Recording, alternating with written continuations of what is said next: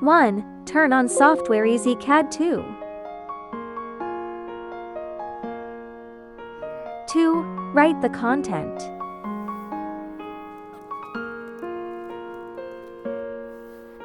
Set origin. 3. Hatch.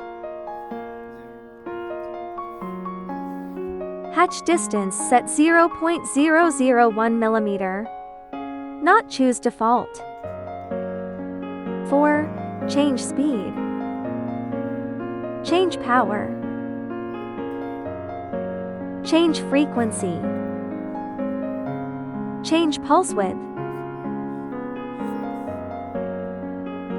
Aluminum Mark Black. The most important parameters is hatch distance, speed, power, frequency and pulse width. These 5 parameters.